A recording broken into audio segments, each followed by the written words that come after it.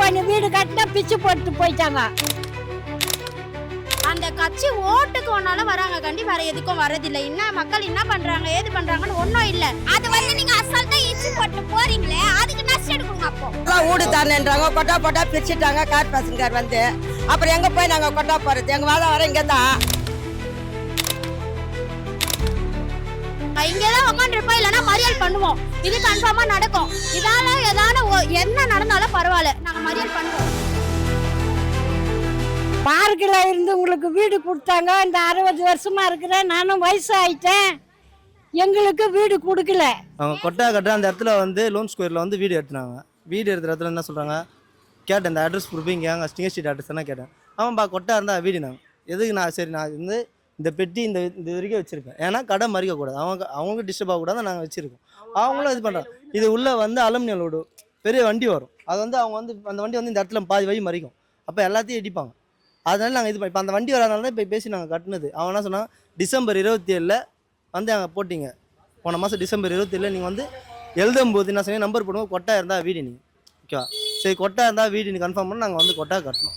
கொட்டா கட்டின பண்ண இப்போ வந்து என்ன சொல்கிறாங்க, எவிடன்ஸ் யார் சொன்னது எவிடன்ஸ். அப்போ அதில் எங்களுக்கு வந்து வீடியோ எடுத்து தெரியுமா, என் வீடு இங்கே இருந்து நான் இருக்கேன், என் பசங்களை ஸ்கூலில் என் பசங்க இங்கே கொசு கையில் தூங்கின்னு வரும், மழை வந்தால் தார்பாய் கட்டி விட்டு நான் தூங்குவேன், வெயில் வச்சுன்னா இப்படி படுக்கலாம், வண்டியில் நான் வண்டியில் படுப்பேன், துணி வந்து மழையில் நினைக்கும். ஆனால் இப்போ என்ன சொல்கிறாங்கன்னா, இப்போ ஸ்டிங்கர் ஸ்ட்ரீட் 26 அட்ரஸ் போட்டுங்களுக்கெல்லாம் வீடு கொடுத்துக்கிறேன், ஸ்டிங்கர் ஸ்ட்ரீட்டில் பிறந்து வந்தோன்னு எனக்கு வீடு இல்லை. அப்போ நாங்கள் அகதிகள் மாரி தான். இப்போ அவங்க எப்படி பேசுகிறாங்க தெரியுமா, நீங்கள் இலங்கையில் அகதிகள்னு ஒரு கலாச்சி பேசுகிறாங்க. இது என்ன ரீசன் நீங்கள் சொல்லுங்கள்.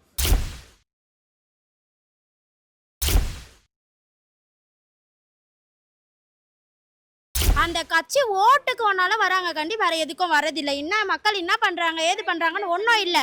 தண்ணி இல்லை, எதுவுமே இல்லைன்னா கூட கம்மன் தான் இருக்காங்க. அந்த ஓட்டு வருதா அதுதான் பாக்குறாங்க.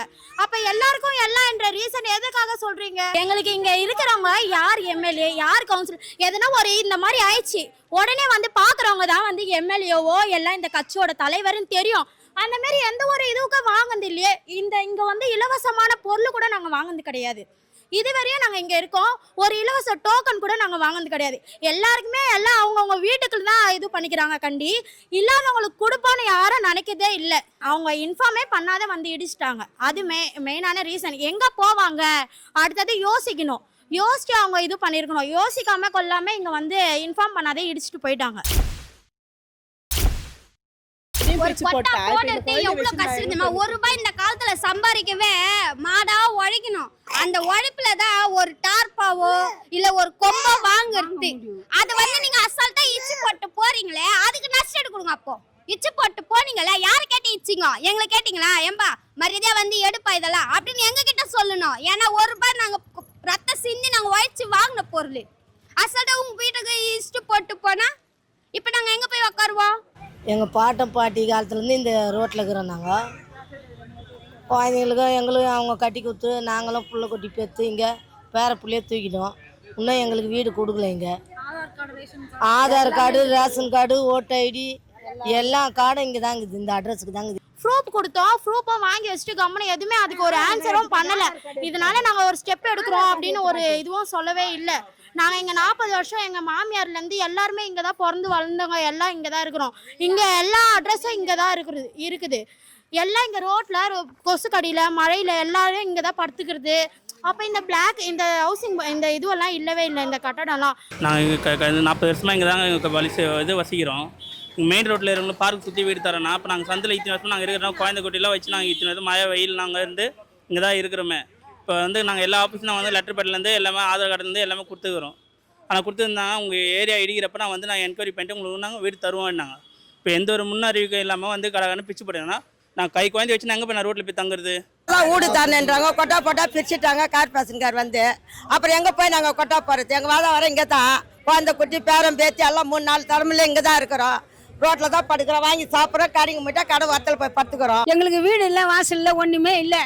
நாங்கள் வந்து கொட்டை கட்டினோம். அந்த கொட்டை வந்து கார்த்தி ஜெய் வந்து பிரித்து போட்டார். ஏன் வீடு கொடு உங்களுக்கெல்லாம் இல்லை, இங்கே இருக்கிறவங்களுக்கு வீடு கிடையாதுன்னா நாங்கள் எங்கே போவோம்? அப்போது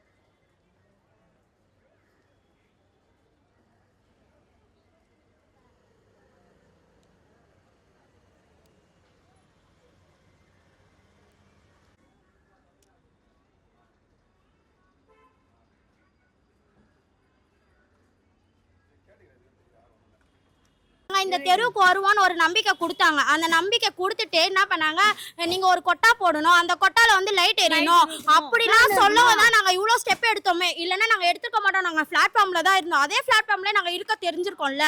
நீங்க அந்த ஏஇ தான் சொன்னாரு, அந்த கார்த்திக்ன்றவர் தான் சொன்னாரு இங்க வந்து கொட்டா போடுங்க அப்படின்னு சொன்னாரு. அதே ஏஇ சொல்றாரு நாங்க எங்க சொன்னோம், அதுக்கு ப்ரூஃப் காட்டுங்க. அந்த நேரத்துல நாங்க ப்ரூஃப் எல்லாம் எடுக்க முடியுமா? நாங்க சாதாரணமா ஒரு சொல்றத வந்து நாங்க கேட்க தான் முடியும். அவங்க சொல்றத ஐயோ கவர்மெண்ட் சொல்லுதே அதபடி நம்ம செய்யணும் தான் பார்ப்போம் கண்டி. அந்த ப்ரூஃப் எல்லாம் நம்ம எப்படி எடுக்க முடியும்? இப்போ ப்ரூஃப் கேட்டுனே இருக்காங்க அவங்கவுங்க.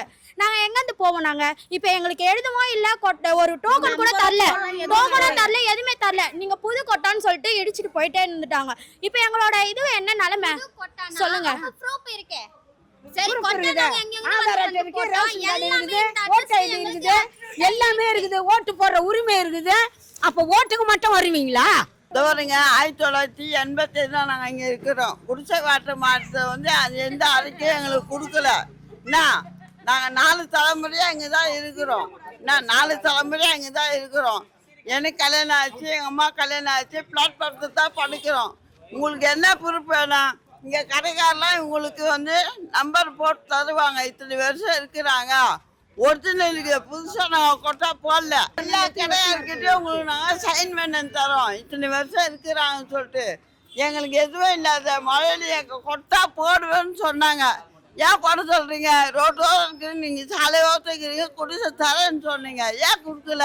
இத்தனை வருஷமாக நாங்கள் பாட்டி காலத்துலேருந்து இங்கே தான் இருக்கணும். இங்கே தான் கல்யாணம் பண்ணி இங்கே தான் குழந்தை பெற்றுக்கணும். நான் இது வரைக்கும் இந்த இடத்துல எல்லாம் கடைலாம் வந்தது, கடை கட்டிட்டாங்க. இப்போ நான் ரோடு அங்கேருந்து வந்துட்டு வியாபாரம் பண்ணி திருப்பி சந்தையில் தான் போய் பார்த்துக்கணும்.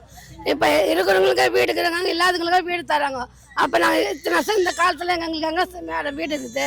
எங்களுக்கு ஒரு வீடோ ஒரு கொட்டாவோ இருந்தது. அதை வச்சுக்கின்னு நாங்கள் குழந்தைங்கள வச்சுக்கின்னு இது ஒரு குளிக்கிறதோ இல்லை குழந்தைக்கு வீட் பண்ணணுமோ அதை வச்சுன்னு நாங்கள் பார்த்துக்கின்னு இருந்தோம். எல்லாத்தையும் தரமட்டமாக ஆக்கிட்டா நாங்கள் எங்கே குளிப்போம்? இல்லை குளிக்காம கூட ஒரு துணியை மாற்றினோன்னா எங்கே போய் நாங்கள் மாற்றுவோம்? நாங்கள் இருக்கிற இடத்தையும் எங்களுக்கு அப்படியே விட்டுருந்தா பரவாயில்லையே. நாங்கள் அதை வச்சு நாங்கள் பொழைச்சுன்னு வந்திருப்போம். நாங்கள் வந்து யாருமே வந்து எங்களுக்கு வீடு கொடுங்க அது கொடுங்கன்னு நாங்கள் கேட்கல. நீங்களாக தான் உங்களுக்கு என்ன தேவையோ சொல்லுங்க அப்படின்னு சொன்னீங்க, கொடுத்தீங்க.